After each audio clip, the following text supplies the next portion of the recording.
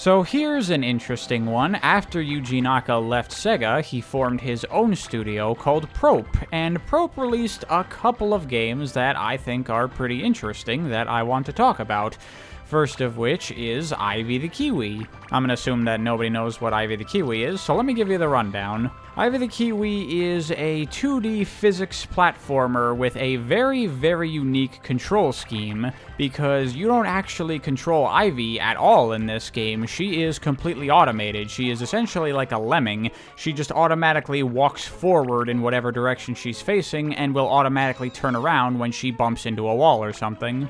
What you control is the little pointer on screen, which you can use to place vines that you can use to manipulate Ivy in various different ways. This game originally came out on Wii and DS, so you can easily imagine how you would control it, but I'm currently playing the game on Dolphin, and I'm using a mouse to control the game for some extra accuracy.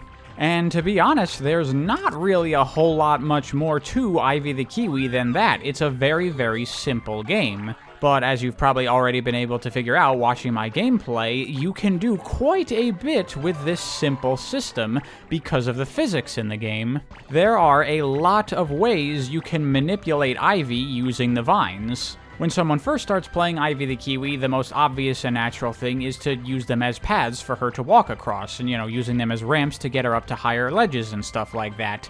But then as you start playing the game more and more, you start to experiment a little bit and realize what you can do. The big thing that you eventually realize is that you can control Ivy while manipulating a vine and pushing her around, and you can use this to fling her all over the place, and this effectively allows you to manually control Ivy very accurately, but in a lot of varied ways, depending on the angle and the speed and the trajectory and all that you can control with the vines. There are a lot of ways you can get Ivy to move. It's pretty interesting because when you think of a platformer that has lots of options in terms of moving your character, you think of something that has like a very large and varied move set, where you have, the high jump and the long jump and wall jumping and double jumping and all these different types of jumps and air dashes and all this different stuff, and that's how you can have variety in your character's movement. However, Ivy the Kiwi, with this incredibly simple system, allows you to have that much variety in how you move Ivy around, if not even more so. You can definitely see the Yuji Naka DNA built into this game, because that's the exact same kind of thing that he achieved originally with the Sonic games. Very simple game that had a lot of depth to it and a lot of ways to move your character using the physics. And this results in Ivy the Kiwi being a very, very unique platformer where there's really nothing else like it out there. I guess the closest thing that you could compare it to would be like the Kirby Canvas Curse games, but even that is still very, very different than Ivy the Kiwi is. So yeah, very unique game, and it is very fun, and as you get further into the game, they really flesh out this game's simple mechanics pretty much as you could possibly think. You eventually get to points where you can start using like the vines to act as walls to stop Ivy from going into spikes while you're maneuvering through the air. You can put the vines above Ivy to act as protection from hazards that fall from above. There are eventually enemies that are affected by vines and enemies that aren't affected by vines that you have to handle in different ways.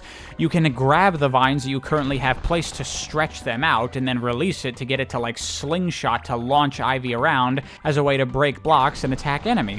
And they also introduce these boulders at some point that you can also manipulate with the vines in order to throw them around and get them to break blocks and attack enemies for you, so you don't have to take any risks. And there's also some blocks that can only be broken by these boulders, so you're going to need to take these with you toward the end of the level, which honestly can kind of get pretty annoying having to manipulate both Ivy and the boulder at the same time. But it is a pretty interesting idea for sure. And especially once you get toward the end of the game, it starts to combine all these different ideas together into some really genuinely challenging platforming with this really unique gameplay. It is a pretty damn fun game. I mean, I don't want to overstate its quality. Like, it's a good game, but it's not like the most amazing thing in the world or anything like that. You can also run into these problems occasionally that you make for yourself using the vines, where you block off the way that you need to go, and you can have 3 vines active at a time, making a 4th vine will destroy your first placed vine, and so on and so forth. So if you end up blocking your way, then you have to like quickly place 3 vines in order to get rid of the stuff that's blocking your path forward. But if you start to get sloppy and careless with how you end up placing your vines around, then the vines that you place might end up blocking you as well, and then you're just going to end up fucking yourself in some way. It happens all the time. You also have to be a little bit careful with how quickly and aggressively you try to fling Ivy around, because eventually the collision does start to get a little bit derpy in this game in some situations. Normally when Ivy is like pressed up against a wall, trapped in a vine, or multiple vines locking her in place, and then you start to fling her around with other vines, she can sometimes end up going through vines or colliding with them in really weird and unexpected ways that can end up screwing you over. You just gotta be careful to avoid that kind of stuff. But if you're someone that likes interesting physics-based platformers, I would definitely recommend giving Ivy the Kiwi a go. It's not the longest game in the world. You can beat the normal campaign in like 2 hours or so. There's 50 levels in the game broken into 10 sets of 5 levels each that act as different worlds, you know, introducing new elements to the game with every world entered. But then once you beat the normal game, you unlock a hard mode, which remixes all the level design in the game quite a bit and makes them a lot more challenging and more interesting. And now in these harder versions of the levels, in addition to just getting to the end of the level, you have to find a key somewhere to unlock the door that will give you access to the end of the level. That's actually what all my footage that you've seen here is me playing hard mode. So really, there's more like 100 levels in the game because the levels are so altered in hard mode that they basically function as an extra 50 levels.